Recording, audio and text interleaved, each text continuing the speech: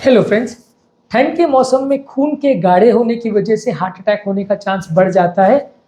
ठंड के मौसम में क्योंकि बॉडी डिहाइड्रेट हो जाती है, इसलिए खून की थिकनेस या विस्कोसिटी बढ़ जाती है। ठंड के टाइम पे बहुत ज़्यादा स्ट्रेस हार्मोन्स भी बनते हैं जो कि खून की थिकनेस को बढ़ाते हैं। इसकी वजह से हार्ट अटैक लगभग होने का चांस बढ़ जाता है। अब ऐसे केस में जो लोग खून पतला करने की ऑलरेडी दवा ले रहे हैं उनके केस में तो ठीक है, हार्ट अटैक का चांस कम रहेगा। ज़्यादा डोज पे ले रहे हैं तो ज़्यादा कम रहेगा। लेकिन कई बार आप इस तरह की खून पतला करने की दवाइयों पर नहीं होते हो।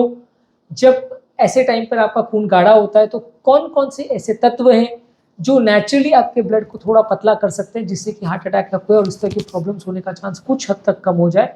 हालांकि ये चीज़ें दवाइयों जितने इफेक्टिव नहीं होते और ये सारी चीज़ों में एग्जैक्टली कितना खून पतला करेगा ये प्रिडिक्ट कर पाना मुश्किल है। लेकिन फिर भी ये तत्व अगर हम रेगुलर बेस पे ठंड के टाइम लेते हैं तो ये हमारे खून को पतला करने में मदद करता है और ठंड के टाइम होने वाले बढ़े हुए हार्ट अटैक और लकवे की इससे हमें बचाता है। टॉपिक पर जाने से पहले जो लोग हमारे चैनल पर नए हैं उन्हें वेलकम करूंगा।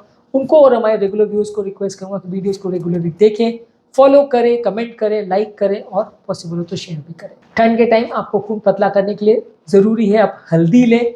हल्दी में कुर्क्यूमिन होता है जो कि खून पतला करता है। इसकी नेचुरल ब्लड थिनिंग प्रॉपर्टीज़ होते हैं। बॉडी की इन्फ्लेमेशन यानी सूजन भी करता है और ये इन्फ्लेमेशन या सूजन हार्ट अटैक लगते होने का इंपॉर्टेंट कारण है। आप यदि इसको रेगुलर लेते हैं सब्जियों में या किसी और फॉर्म में दूध वगैरह में डाल के तो ये आपके खून को पतला रखने में नेचुरली मदद करता है। इसके अलावा अदरक यानी जिंजर भी काफ़ी अच्छा है, ये भी खून को पतला करता है। इसमें भी कुछ नेचुरल एंटी इन्फ्लेमेटरी तत्व होते हैं जो कि आपको ब्लड पतला करके देते हैं। इसके तरह से लहसुन भी वही काम करता है। लहसुन में भी ब्लड को पतला करने की प्रॉपर्टीज़ है और इसको भी आप ठंड के मौसम में ज़्यादा लेते हैं तो ये खून को गाढ़ा होने से रोकता है। मिर्च यानी कैन पेपर में होता है कैप्साइसिन जो कि ब्लड को थिन करता है, नलियों को डायलेट करता है, मेटाबॉलिज्म को बढ़ाता है। तो ये भी आपके लिए उपयोगी है ठंड के मौसम में। इसके अलावा गिंगो बाइलोबा एक हर्बल प्रोडक्ट है जिसमें नेचुरल ब्लड थिनिंग प्रॉपर्टीज़ है, ब्लड की सर्कुलेशन को बढ़ाता है। तो ये भी आप ले सकते हैं। ये भी एक हर्बल एक्सट्रैक्ट है जो कि पौधों की दुकान या हर्बल शॉप्स पे आपको मिल जाएगा, वहाँ पे आप इसको ट्राई कर सकते हैं। इसके अलावा ओमेगा 3 फैटी एसिड जो कि फिश ऑयल में होता है, फ्लैक्स सीड्स में होता है, अखरोट में होता है और इसके अलावा जो फैटी फिश होते हैं उसमें रहता है। तो ये भी आपके खून को पतला करता है। आप इसको डायरेक्टली कैप्सूल के फॉर्म में भी ले सकते हैं, इसके ऑयल आते हैं वो ले सकते हैं या फिश खा सकते हैं। ये तीनों ही फॉर्म में ओमेगा 3 फैटी एसिड्स खून को पतला भी करता है, कोलेस्ट्रॉल और ट्राइग्लिसराइड के लेवल को कम भी करता है, ब्रेन की ताकत को भी बढ़ाता है और हार्ट अटैक के लगने के चांस को भी कम करता है। इसके अलावा ग्रेप सीड का एक्सट्रैक्ट अगर लेते हैं यानी अंगूर के बीजों का एक्सट्रैक्ट लेते हैं तो उसमें कुछ एंटीऑक्सीडेंट तत्व होते हैं जो प्लेटलेट यानी खून गाढ़ा करने वाले तत्वों को चिपकने नहीं देता है और इसमें कुछ एक्स्ट्रा प्रॉपर्टीज भी होती है जो ब्लड को क्लॉट होने नहीं देता है। तो यदि हम अंगूर का बीज का एक्सट्रैक्ट लेते हैं तो वो भी हमारे लिए फायदेमंद है ठंड के टाइम।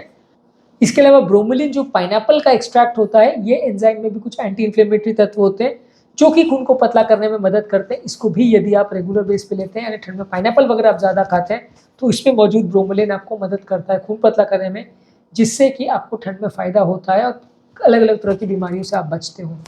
इसके अलावा नट्स, सीड्स और वेजिटेबल ऑयल्स में होता है विटामिन ई।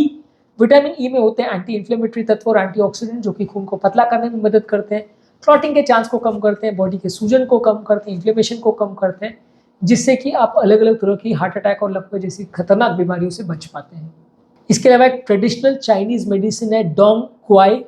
इसमें भी कुछ ब्लड थिनिंग प्रॉपर्टीज़ है। ये भी ऑब्वियसली दुकान में जब जाके पूछोगे कि मुझे डोंग क्वाई दे दो तो कोई आपको पागल समझेगा।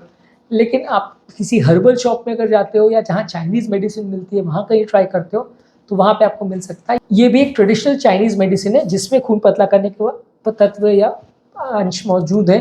ठंड के मौसम में ये आपके लिए अच्छा है। इसको आप रेगुलर बेस पर खा सकते हैं, दवाई के फॉर्म में ले सकते हैं। किसी आयुर्वेदिक प्रैक्टिशनर या होम्योपैथ से भी आप इनको पूछ सकते हैं। इसके अलावा विलो बार्क में एक सैलिसिन करके सब्सटेंस होता है जो कि एस्प्रिन जैसा ही काम करता है। ये भी एस्प्रिन जैसे एग्जैक्टली काम करता है, इसलिए इसको बहुत ज़्यादा मात्रा में नहीं लेना चाहिए क्योंकि ये खून ज़्यादा पतला भी कर सकता है और कई बार आप ऑलरेडी अगर ब्लड थिनिंग मेडिकेशन पर हो तो रिएक्शन होने की वजह से प्रॉब्लम हो सकती है। पर विलो बार्क भी आपके खून को पतला कर सकता है, ज़्यादा पतला कर सकता है। इसके अलावा पाइन के पेड़ का जो छाल होती है यानी बार्क होता है उसका एक्सट्रैक्ट है, इसमें पिक्नोगिनोल होता है। इसमें भी एंटीऑक्सीडेंट तत्व होते हैं जो कि ब्लड की क्लॉटिंग की टेंडेंसी को कम करते हैं, तो इसको भी आप रेगुलर ले सकते हैं। पाइन ट्री का एक्सट्रैक्ट, पाइन ब्राक का एक्सट्रैक्ट, इसको आप लेते हो ठंड के टाइम पे तो आपकी ब्लड की क्लॉटिंग की टेंडेंसी को कम करता है, खून को पतला करने में मदद करता है। ये सारे ही हर्बल एक्सट्रैक्ट्स में दो तीन प्रॉब्लम्स है। एक तो ये कि ये खून को कितना पतला करते हैं वो क्वांटिफाई करना बड़ा मुश्किल है, क्योंकि हर पर्टिकुलर चीज़ में वो खून पतला करने वाला तत्व कितना है वो कह पाना मुश्किल है। अलग अलग जगह से आए हुए फल सब्जियों का टेस्ट बिल्कुल अलग होता है। ऐसा होने का कारण ये है कि उसमें अंदर क्या केमिकल है या कितना प्रॉपर्टी है वो बिल्कुल अलग होता है, जिसको प्रेडिक्ट कर पाना मुश्किल है।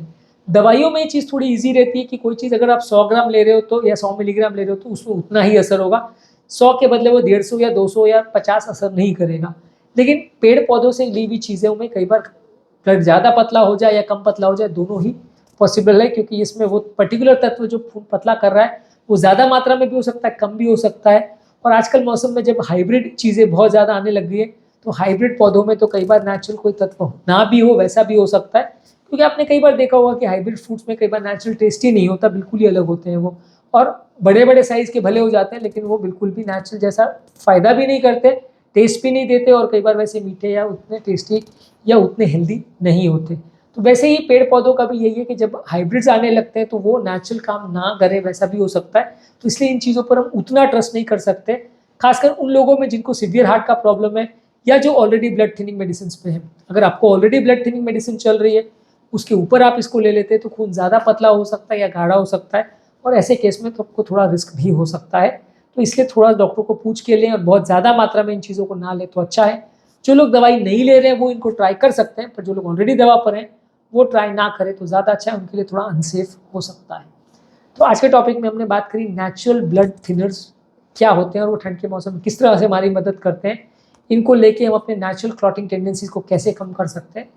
उम्मीद करूंगा कि आज के टॉपिक में कुछ नई बातें जानने को मिली होगी। जो लोग हमारे चैनल पर नए हैं उन्हें वेलकम करूंगा और उनको और हमारे रेगुलर व्यूज़ को रिक्वेस्ट करूंगा कि वीडियोज़ को फॉलो करें, लाइक करें, कमेंट करें और पॉसिबल हो तो फ्रेंड्स रिलेटिव्स के साथ शेयर भी करें।